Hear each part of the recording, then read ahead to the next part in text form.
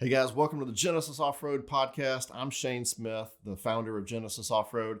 As you might know, we've been doing dual battery systems and electrical accessories for over 10 years now, but there's still a lot of common questions out there. So I just want to break these down and help you guys get the most out of your Genesis products. And we'll also talk about kind of what's going on in the industry, what's going on around Genesis Offroad to keep you in touch with what we're doing here. Okay, before we just jump right into the first question, let me introduce you to our marketing guy, Mr. Brad Chester. Hey, everybody. Thanks, Shane, for having me.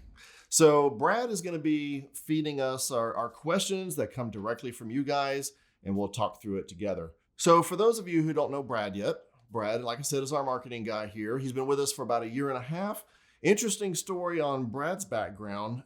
He actually came to us from our former video and photography production studio that we used out of Memphis called Creation Studios. Brad had worked with us for about 10 years or so, something like that, helping us with product photography and a lot of our videos that you see on our YouTube channel. Brad even made a cameo on the Diesel Gladiator install video. That's right. That was fun. That was like my audition that neither of us knew was happening, but yeah. Yep, good times, good times. So when we finally grew enough to where we really needed a full-time in-house video and marketing person, Brad reached out to us and we said, man, what a great fit. Brad already knows our company. He knows our products. We've been working with him for a long time. It just made a lot of sense. So we're glad to have you on board. Man, I'm glad to be here. It's such a fun job. It's such a fun company to work for. And I'm not just saying that because you're my boss, but it does help. But yeah, no, I'm loving every minute of it. Yeah, well, Brad came in about a year and a half ago, and we said, hey, welcome to Genesis Offroad. We need you to redo the website. So our brand new website, all the photos and videos on there, all the layout and everything is 95% Brad, so we appreciate you making us look good. Actually, I came in and you said, hey, let's get in the Jeep and let's drive to Moab. Yeah, and that I was was like, your first all day right, here, right? let's do it. So it was a great first week of the job. Yeah, that's right. Yeah, basically the first. And then we day. got back, and you said we need a new website. And I was like, okay, just jump right into it. Yeah, yeah. You started right when we were going to Easter Jeep Safari that year. That's right. Yep. Well, we're glad to have you, man. So why don't we just jump into it? So so you've got some questions that came from our customers. Why don't we jump in and what you got for us today? All right, cool. So as I was going through some of these questions, a lot of them seem to be stemming from potential customers wanting to know what to know before they buy one of our dual battery systems. So we can talk about those different things as we go through these. But to start us off, Alan B wants to know, if I want to run one of your dual battery systems, do I need a high output alternator? Okay, alternators, great question. So the short answer is it depends. All right, it depends on a bunch of factors. Generally speaking, your stock alternator is going to be just fine for running our dual battery system. You don't need a high output alternator just because you have a dual battery system in there. The stock alternator can and will charge both of the batteries. But there's a few more things that you want to know about alternators. Okay, so I always tell everybody an alternator can and will charge your battery, but that's not its main job, right? An alternator's main job is to produce electricity to run the vehicle while the engine is running. So all the engine computers, your radio, lights, all that stuff, it's an electricity generator. It's not a battery charger. Okay, it will work, it will function, but there's some things that our customers need to know about how that works. Okay, so let's say you're going on a camping trip, right? You're driving all day long. The alternator is charging the batteries while you're driving, right? So you get to your campsite, and when you get there, the batteries are probably going to be topped off. Let's assume they're topped off. You get to your camping spot, you turn the engine off, you got the fridge running, maybe you got some lights on, you got your camp lights, maybe you got your heating blanket running all night. All these things will drain the batteries down to about 12.7 volts, right? And then our system separates the batteries, and your accessory battery runs all your aftermarket stuff. Protects the cranking battery, right? Now, the next morning, when you crank up and ready to drive to your next site, the alternator will see that the second battery is low, and it's going to charge it back up, right? But if you're draining your battery, either one of the batteries, if you're draining your cranking battery or your accessory battery way down low and then need to fully charge it all the way back up, it'll take a while for the alternator to do that. It takes a while because it's not really a battery charger. It's an electricity generator, not a battery charger. So it will charge that battery back up. It's just going to take a while. So if you're routinely doing that, I recommend when you get home, just plug it into a good quality charger in the garage and let it top that battery off and recondition it and get it all the way back up. And you were speaking mostly of our Gen 3 system, right? Not our Omega system. Our Omega system has a DC to DC charger. It's completely separate from what we're talking about. Right. But if you don't need it to run our Gen 3 system, this high output alternator, what scenario would you want that? When would it be beneficial to have one of those? Yeah, so there's really just a couple of scenarios. Okay, number one, you would need a high output alternator. Number one, if your electrical demand is tapping out your alternator. If your alternator just can't keep up with what you're trying to do. Okay. You're trying to pull more energy than the alternator can provide. And that's typically going to be guys with high amperage loads like big car stereo systems. If you're into the car audio space, those guys use a lot of power. Sometimes they'll have 2 or even 3 alternators on the vehicle and multiple batteries to run their stereo systems. But that's one thing. If you got more accessories than what your alternator can handle, you would want to upgrade your alternator. So number 2 would be if you want to be able to charge your batteries faster. Okay. So if you're close to topping off the capacity of your alternator, but you want more charge to go into those batteries, then you need a little bit more capacity in the alternator, right? So if you upgrade to a high output alternator, it will be able to provide more current to the batteries and therefore charge it up faster. So this is going to be useful for guys who are camping a lot, maybe for multiple days at a time at one spot, and they want to watch their voltage on the G screen. They want to go inside and tap the screen and just see how their voltage is looking. If they see the voltage is a little bit low, maybe you crank the engine let it idle for 20, 30 minutes, 45 minutes or something like that, then turn it back off for the rest of the evening and help that battery charge back up. But that's the only scenarios. If you're not getting enough power or you want to charge things faster. Okay, so it sounds like it's useful for some people, but not necessary for Definitely yeah. Not necessary for everybody. Yeah, okay. The stock alternator will be fine for, I think, 95% of the use cases out there. All right, cool. Well, hopefully that answers your question, Alan. Another question that we had that was similar along those same lines was our engine on sensor cable. That relates to the alternator in newer Jeeps. Is that right? Yeah, so the engine on sensor cable, this is a short cable that plugs into the Gen 3 kit. And there's a fuse tap that goes into your fuse box that'll tap into an ignition hot circuit. So when the engine is running, it tells the Gen 3 system that the engine is running, and it changes the parameters where our system connects and separates the batteries. Okay. All right. So look through a couple of scenarios, with or without. Okay. Without the engine on sensor cable, when your engine starts, it's going to charge, your alternator will charge your cranking battery for a couple of minutes. And then when it sees it above about 13.1 volts for a couple of minutes, it'll link the batteries together in parallel so they look like one big battery and they're both charging together while you're driving. Then when you stop and turn the engine off, it waits to see the voltage drop below about 12.7 for a minute, and then it separates the batteries to protect the cranking battery from getting drained by your accessories, right? Okay. Now, when you have the engine on sensor cable, it changes those thresholds. And the reason why we need to do that is with smart alternators in new vehicles, when a smart alternator sees that the batteries are fully charged, they will drop their output way down. So typically your alternator is going to run somewhere in the 13.5 to 14.5 volt range, which is above the threshold where it keeps the batteries connected. Right.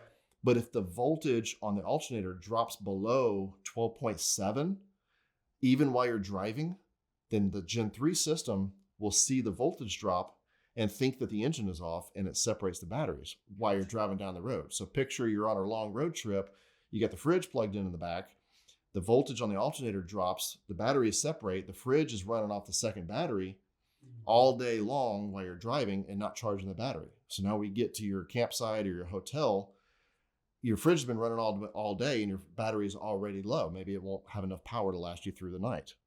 So to deal with that issue with the smart alternators, the engine on sensor cable tells the Gen 3 system, hey, the engine is running, so do not separate the batteries. So it will not separate the batteries even if the voltage drops to 12.6, 12.2. It waits till it's down to like 11.6, which is way, way low. Yeah. So if it sees it that low, then that means something bad has happened, and it'll turn it off. Gotcha. Okay. So that's the idea of the engine on sensor cable, is make sure that the engine is always charging both batteries while the engine's running. Okay, and that's really only for the people that have that smart alternator. Like the Jeep JK, it's fine. It doesn't need that cable because it's not a smart alternator. Yeah, that's right. And also the Toyota vehicles. Most of the Toyota vehicles that we support today, the 4Runner, Tundra, FJ, Tacomas, their alternators don't drop the voltage down so low that it separates the batteries. We've only seen the alternator drop that low on the new Jeep JLs and the Gladiators, the gas versions. Okay. So for those vehicles, we highly recommend it. It's not required. You don't have to have it, but we recommend it. Yeah. Okay, cool. All right, so one other question about alternators while we're on the topic is Tanya G wanted to know, will your system reduce the lifespan of my stock alternator? Which I thought was a interesting question. What do you think about that? Okay, that's a great question. Now, there's some factors that affect the lifespan of your alternator, just like anything else. A stock alternator, if all it's doing is cranking the engine, you're driving around town, your stock alternator will last somewhere in the 80 to 150,000 mile range, something like that. With the Jeeps, typically about 100,000 miles, you're going to need to swap out your alternator. The things that affect the lifespan of the alternator, number one is heat. So what generates heat? What generates heat is producing more electricity. If you're maxing out the capacity of the alternator, meaning you're running lots of accessories, big stereo amps, high amp draw accessories, and that alternator is having to produce close to 100% of its capacity for long durations, generating electricity generates heat inside of that alternator. And if you're familiar with them, if you look closely at an alternator on the pulley on the front that's driven by the engine's drive belt, right inside of that thing, there's a little fan that blows air into the alternator to help keep the coils and all the internals cool.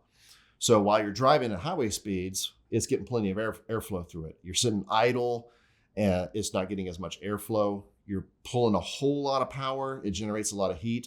The other thing is guys that like to go mud riding. If you're playing in the mud and you just get the thing caked with mud and dirt and grit, that gets in there. It can wear out the bearings where the pulley spins and just clog up the windings on the motor. If you get a bunch of dirt and nasty stuff down in there, it's not going to be able to get rid of that heat as much.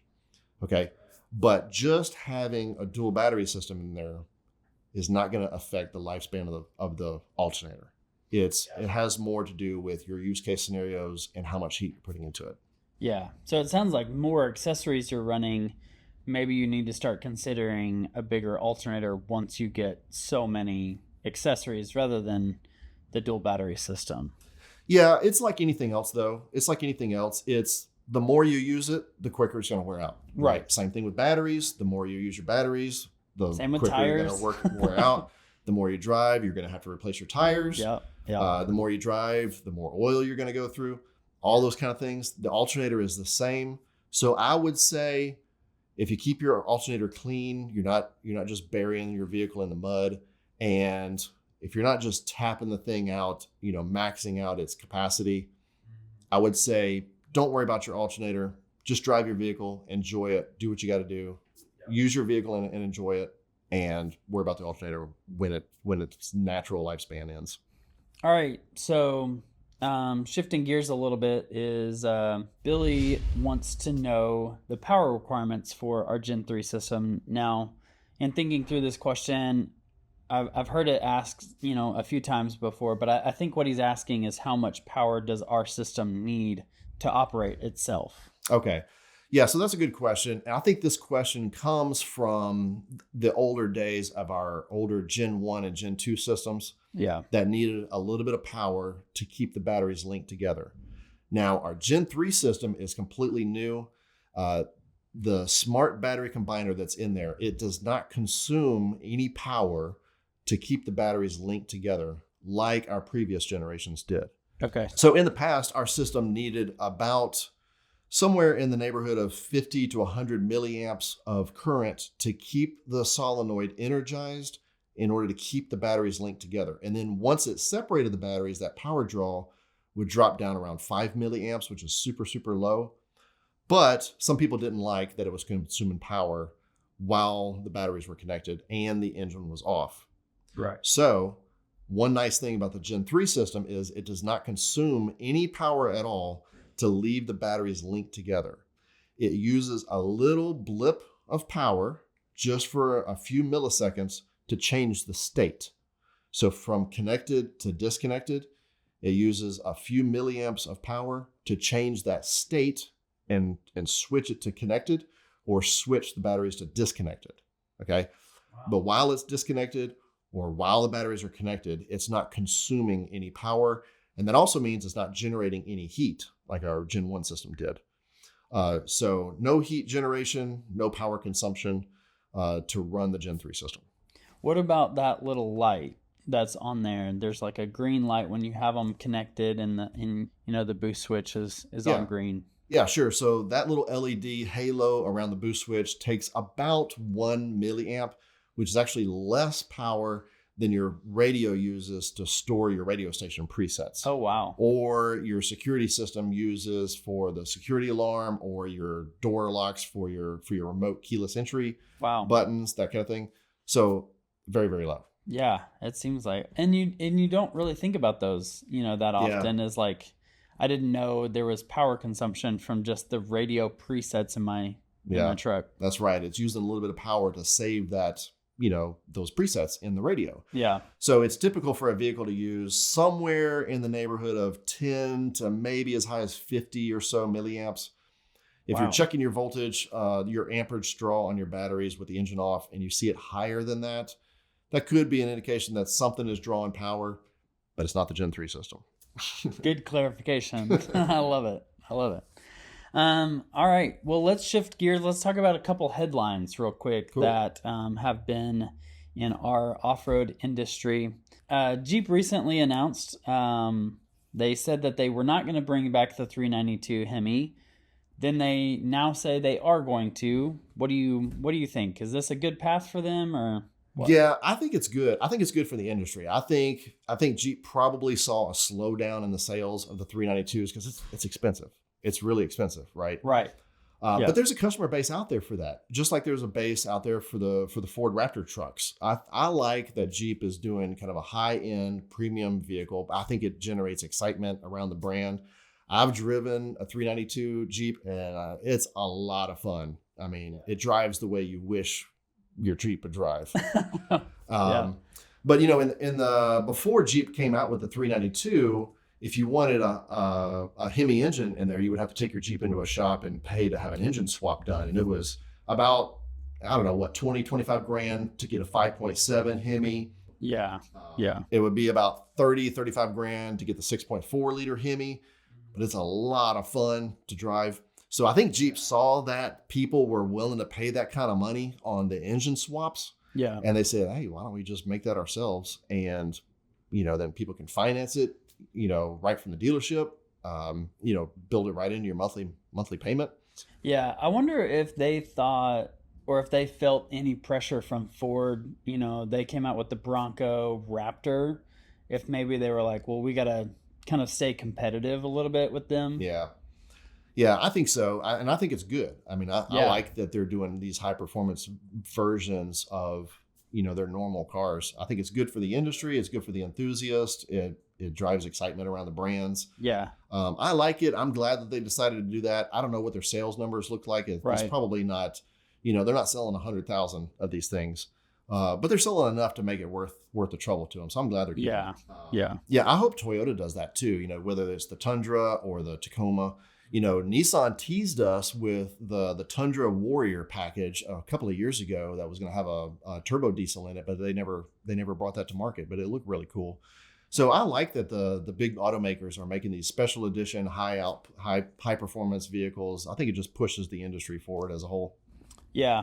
I definitely agree with that. Well, speaking of new vehicles, we got a new vehicle in our shop. Yeah. Do you want to talk about that? The Ineos Grenadier is now here. Yeah, the Grenadier, man, I'm really excited about that. I've been watching the Ineos storyline unfold for a number of years. So for some of the people that may not be familiar with Ineos and the Grenadier, that is a brand new car company based out of the UK. Ineos is actually one of the largest privately owned companies in Europe. They're in the chemical industry. So the owner of Ineos was kind of upset that Land Rover discontinued the original Defender some number of years back. What was it, around 15 or 16 or something like that? And he asked Land Rover to buy the rights to the design for the original Defender so he could bring it back. Land Rover said no. So he said, okay, fine, I'll just design one myself. Land Rover promptly sued them. And the guy from Ineos had done his homework and knew that Land Rover did not have any sort of patents or trademarks or anything on the design of the original Defender, which ran for decades. That's crazy. Yeah. So they had no protections on the design for it. So he designed basically a modern version of the old Land Rover Defender.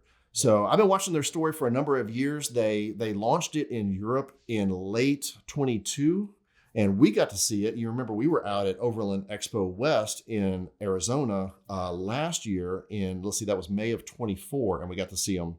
Yeah, they were everywhere. They were doing test drives with them on the track. Test track. But I felt like every other booth we went to, there was a Grenadier. Already, and they only hit the U.S. for about 6 months. Right. So that was cool.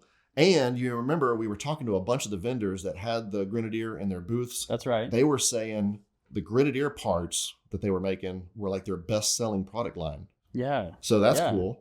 So when we got ours, there was still a lot of the 2024 models on the lots. Now, they had some of the 25s there as well. But what I saw was Ineos is offering big discounts on the 2024 models. Right. We actually got 10 grand off the sticker price. Holy cow. Just by asking. And they, Ineos was doing a promotion for $6,500 off MSRP. We actually got 10 grand off of that 2024 model. And there's no significant difference between the 24 and the 25. Except for the price. In 25, they bumped the MSRP up about $3,000 or $4,000 or $5,000 just for the year model changes. So the 25 is a little bit more expensive with the same features. So I was like, you know what? I'll get a brand new 24 and save some money. So there's still a lot of those out there across the country. So if you want a Grenadier and you're looking for a good deal, that's the way to do it. Go get your brand new 24. I don't see any downside to it.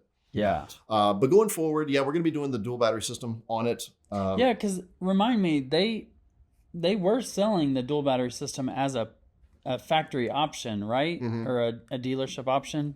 Yeah, so they had a factory option for a dual battery kit. Okay.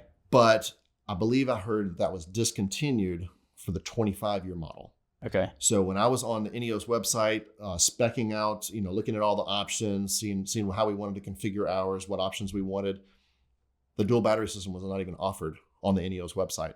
There's not a lot of good info about how the thing works. And actually, I checked the owner's manual when we got ours, and the only thing the owner's manual says about the factory dual battery kit is it helps prevent a voltage drop when the engine is cranking. Mm. That's all it said. So I think what they're talking about is when you're at the red light, and it does have the stop-start system, so it turns the engine off at a red light. So I think that just helps with some of the voltage drop. But I think it was a lot of complexity and not a whole lot of benefit. Right. But the point is, even Ineos doesn't provide a whole lot of information about how that dual battery system works. It was not like our system where you're running all of your accessories off of that second battery so that those devices don't drain down your cranking battery. I think it's more similar to what you see in the Jeep JL and Gladiator, where the JL and Gladiator had that little tiny motorcycle battery that runs everything in the vehicle while the engine is shut off at the red light. Yep. So I think it's just a lot of complexity and not a lot of benefit. So Gotcha. we're going to do our Omega system for Okay. it, Yeah. which is going to be a fantastic use case for the Omega system with the new Red Arc Alpha charger, Okay. right? And you'll be able to run AGM battery or a lithium battery. There's a lot of room in there under the back seat for a second battery. The cranking battery is like 16 inches long or something like that. Holy cow. It's huge. So there's the equal amount of space on the passenger side under the back seat. So you'll be able to use a small one like the Group 25 that we use in the JL and a bunch of the Toyotas, up to a Group 31, or I think the biggest battery that Odyssey makes is a Group 49, I think, Okay. or some lithium batteries that don't necessarily follow the normal group numbers. Right. So it looks like you're going to have a wide range of battery size options. That's cool. You can use AGM or lithium, and you only have to buy one battery, right? So because there's already one. you already got the cranking battery. We don't have to replace that like we do in a lot of our other vehicle-specific kits. Right. So that's one nice thing about the Grenadier. You won't have to replace the stock battery, and you have more options for your battery sizes. Well, that's awesome. When do you think we'll have that ready? I know you've been working on it. Yeah, we've been working on it every day out here. We're planning on having a prototype of that kit available to show at the Overland Expo East event coming up in early October in Virginia. So that'll be a great place for us to debut that. We'll at least have a prototype there, a functional prototype, so people can see where the components are going to go and everything. And we'll get it in production very shortly. Yeah, because we're going to be taking our Grenadier out to Overland East along with one of our Jeeps. Yeah. So we'll be out there. If you are thinking about going to Overland East, we'll be there. Yeah, come on and see us. That's a good show. Yeah, it really is. All right, well, that's all I have on our talk list. Okay, cool. Well, that was pretty good for the first episode. Yeah. So I hope you guys like this format. If you guys want to send your questions in to us, Brad, why don't you tell them how they can get their questions answered on our show? So you can leave us a comment down below, or if you're listening on a podcast or something, just email us, info@genesisoffroad.com, or hit us up on the chat feature on our website, or give us a call. Mike is happy to answer any questions you have, and then he'll pass those questions along to us. Okay, great. I hope that helped you guys out. If you learned something, if you're watching us on YouTube, be sure to subscribe. We're going to be releasing these Q&A videos regularly to help you guys get the most out of your Genesis Off-Road products and let you know what's going on around here. Thanks for watching.